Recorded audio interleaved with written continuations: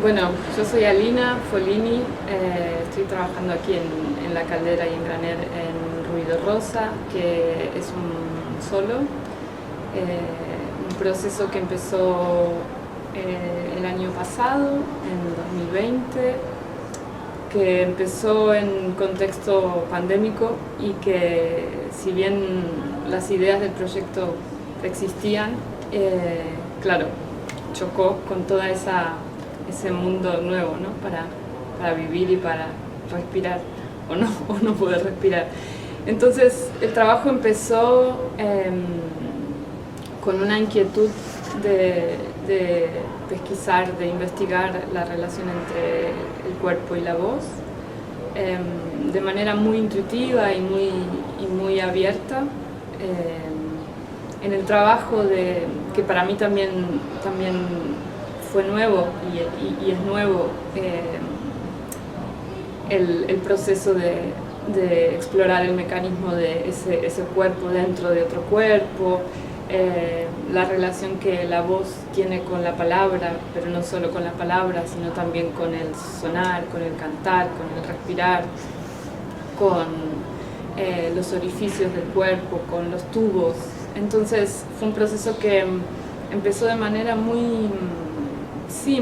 básica a habitar esas cavidades, a habitar esos espacios húmedos y matéricos donde la voz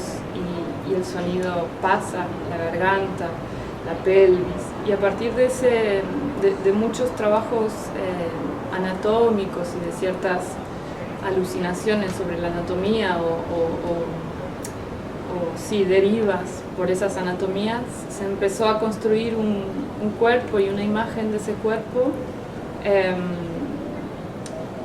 Hasta ahora, que también estoy todavía en medio del proceso y en un trabajo intenso por ir avanzando ese viaje. Entonces el momento ahora del trabajo y un poco lo que estoy trabajando aquí es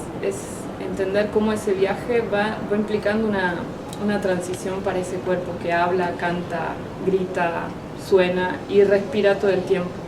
Un poco hay una pregunta por tener una voz, una pregunta por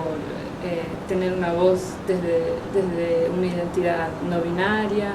de tener una voz que no solo es humana, de tener una voz que invoca y que llama a otras voces o otros cuerpos que no están ahí. Entonces hay un gesto también de esos ruidos o mal llamados ruidos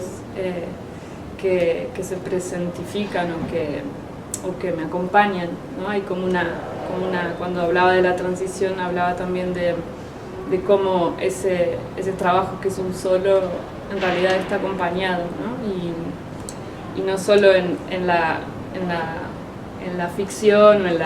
o en la experiencia del trabajo, sino en el trabajo mismo, porque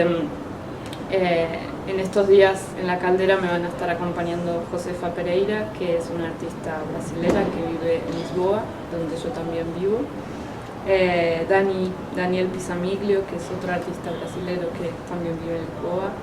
Luciana Chilegati, que va a venir de visitante a hacer unas metodologías de tarot y de tirada de cartas para leer un poco el trabajo, Marín Sigot, que está trabajando en el vestuario y en los objetos.